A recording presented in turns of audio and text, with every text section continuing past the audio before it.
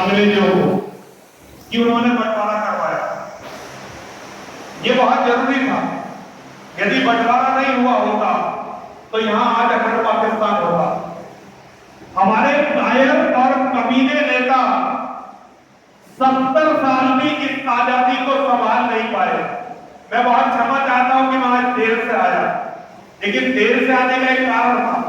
जहां मैं रहता हूं दिल्ली से बहुत ज्यादा दूर नहीं है, केवल 25 किलोमीटर दिल्ली से दूर है, लेकिन हिंदू इतना अपने आप में खोया हुआ एक जानवर है कि वो किसी के दर्द को कभी भी देखना नहीं चाहता। यहां से आप दिल्ली से बाहर जाइए, हमारा पूरा उत्तर प्रदेश चल रहा है, लेकिन दिल्ली में बैठो तो पता चलता है भाई कोई बात नहीं, सब ठीक चल रहा है, राजनीति सही तरह से चलनी चाहिए। जब लंदन की पार्लियामेंट में ये बात चल रही थी कि भारत को आजादी देनी चाहिए, तो विंस्टन चर्चिल ने एक शब्द प्रयोग किया कि भाई हिंदू नेताओं को आजादी मत देना।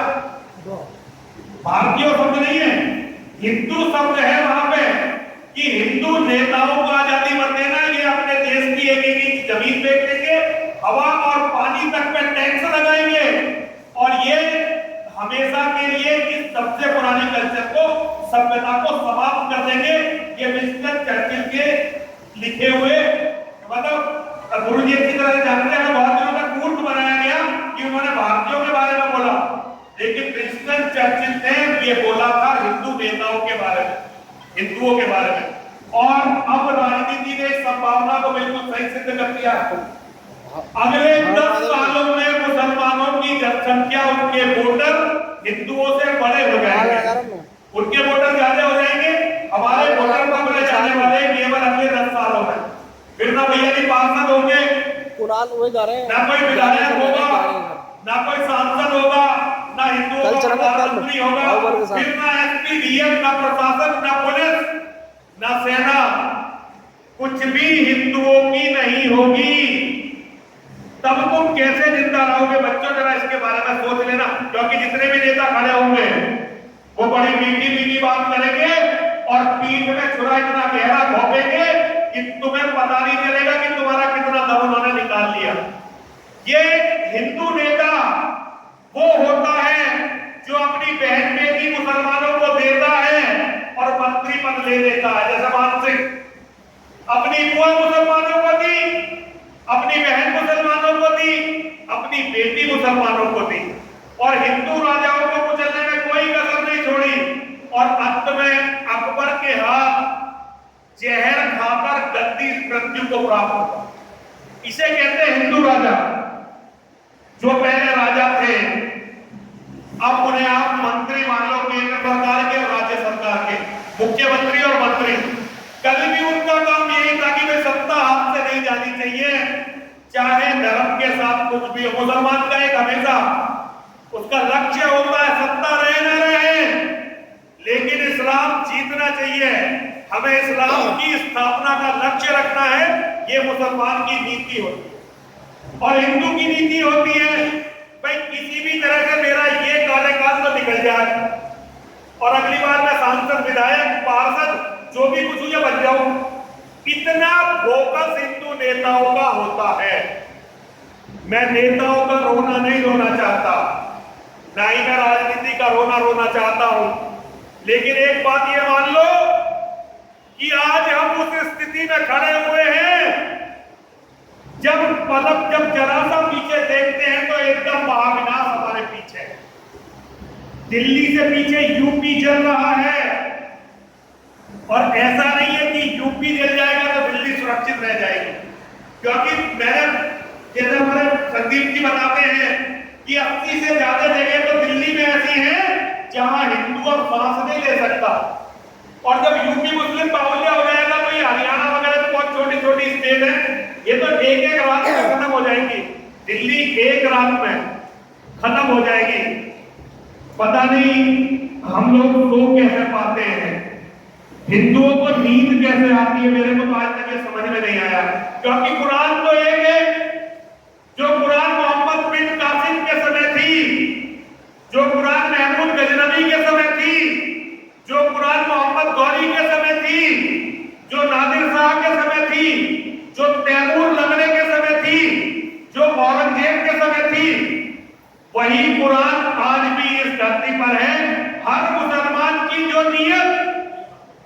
औरंगजेब के समय थी, आज भी वही नियत है मुसलमानों की। उनका लक्ष्य है कि एक दिन सारे हिंदुओं को मार देना है, इनके मकानों को छीन लेना है, इनकी औरतों को छीन लेना है और इस देश को इस्लामिक राष्ट्र बनाना। हमारे नेताओं का विजन कितना है? ये मुसलमान किसी से भी अनपढ़ से अनपढ़ मुसलमान का पता कर लो, उसको भी पता है कि अगले 10 साल में हुकूमत हमारी आनी है। अनपढ़ से अनपढ़ मुसलमान, उसको भी पता है कि अगले 10 साल में हुकूमत हमारी आनी है। और हिंदुओं में कोई कितना ही पढ़ा लिखा हो, उससे भी बात करके देखो तो वो बताएगा शांति बना के रखो, अभी कोई देर नहीं हुई है, अभी चलने दो चलने दो चलने दो। 10 साल तुम्हें पास करने हैं और 10 साल ही मुसलमान अभी पास करना चाहते हैं। मुसलमान भी अच्छी तरह से जानते हैं कि यदि आज के रही युद्ध हुआ तो आज हिंदू जीत जाएगा।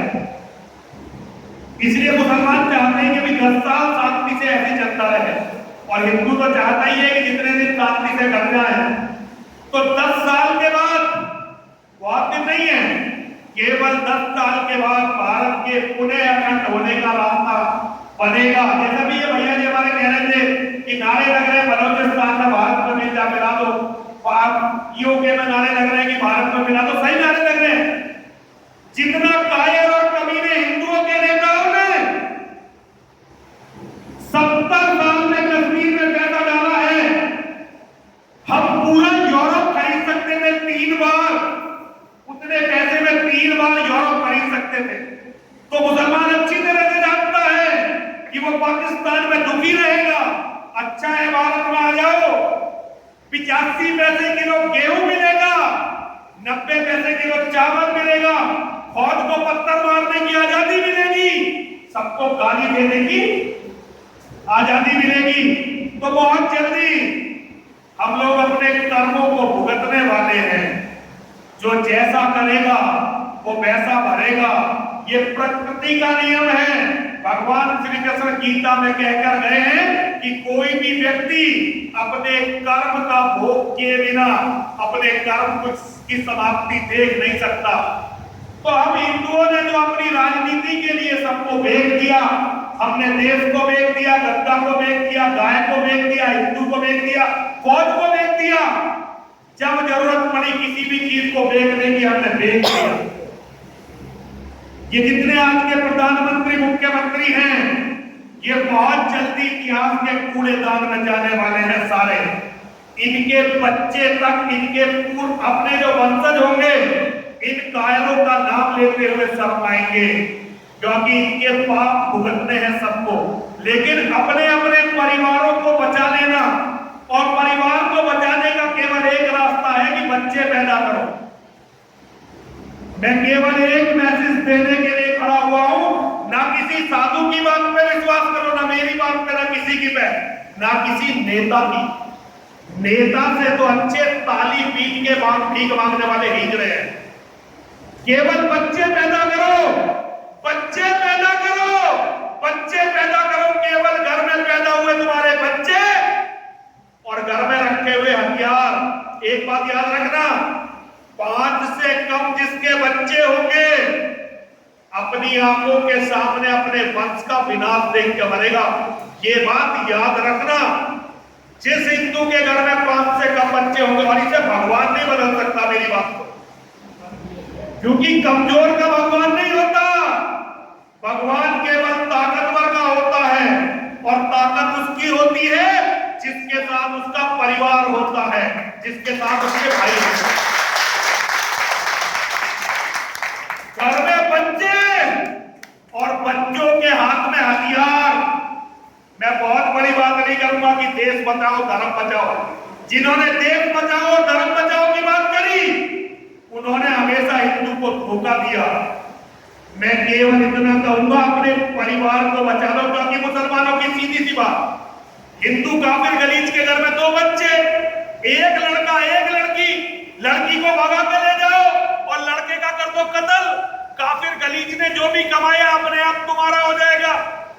और जब हिंदू की लड़की भाग जाती है मुसलमान के साथ, तो कोई भी नेता छाती गाड़ के हिंदू के साथ नहीं आता। वो हिंदुओं में कमी निकालते रहते हैं और मुसलमान सारे एक हो जाते हैं लड़की को भगाने के लिए, क्योंकि उन्हें पता है लड़की हिंदू की अकेली नहीं आती। 10-20 साल तक इसका बाप इसकी माँ इससे नाराज रहेंगे, एक दिन एक्सीडेंट में इसके भाई को मरवा देंगे।